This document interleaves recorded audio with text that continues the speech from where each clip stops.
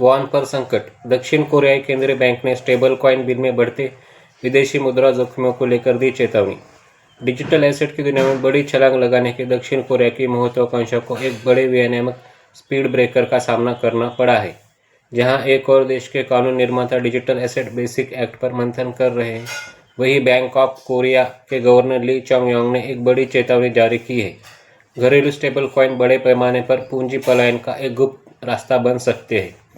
पूंजी प्रवाह की पेचीदगियां। हांगकांग में एशियन फाइनेंशियल फोरम को संबोधित करते हुए गवर्नर ली ने प्रस्तावित ढांचे में एक गंभीर खामी की ओर इशारा किया। उन्होंने तर्क दिया कि हालांकि कोरियन वॉन मूल वर्ग वाले स्टेबल कॉइन का उद्देश्य सीमा पार लेन देन में दक्षता लाना है, लेकिन वे अनजाने में विदेशी मुद्रा स्थिरता पर देश की पकड़ को कमजोर कर सकते हैं। केंद्रीय बैंक का मुख्य डर विनियामक आर्बिट्रेज है। बाजार में अत्यधिक अस्थिरता के दौरान निवेशक पारंपरिक पूंजी प्रवाह प्रबंधन प्रणालियों को दरकिनार करते हुए तेजी से वॉन पेक टोकन को अमेरिकी डॉलर से स्टेबल कॉइन में बदल सकते हैं, जिससे पहले से ही कमज़ोर होते वॉन पर दबाव और बढ़ सकता है। बैंक बनाम फिनटेक वर्चस्व की लड़ाई। विधायी गतिरोध एक बुनियादी सवाल पर टिका है। इसकी कमान किसके पास होनी चाहिए? बीओके का रुख। केवल स्थापित बैंकों को ही इसके जारी करने का नेतृत्व करना चाहिए।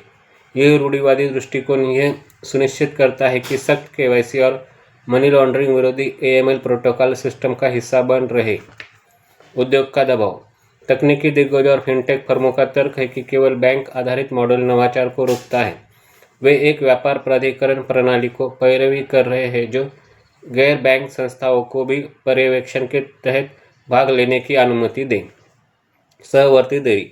स्टेबल कॉइन पर जारी इस गतिरोध ने दक्षिण कोरियाई क्रिप्टो परिदृश्य में डोमिनो इफेक्ट पैदा कर दिया है।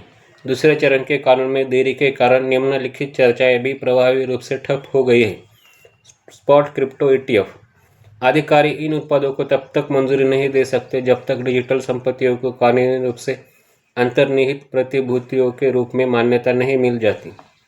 Corporate trading. सूचीबद्ध कंपनियों को क्रिप्टो व्यापार की अनुमति देने वाला पायलट प्रोग्राम फिलहाल ठंडे बस्ते में है। डॉलर के मुकाबले वॉन की गिरती कीमत को देखते हुए केंद्रीय बैंक अपनी सतर्कता कम करने को तैयार नहीं है। फिलहाल दक्षिण कोरिया का क्रिप्टो स्वर्ग बनने का सपना पारंपरिक केंद्रीय बैंकिंग की ज़मीनी हकीकत से बंधा हुआ है।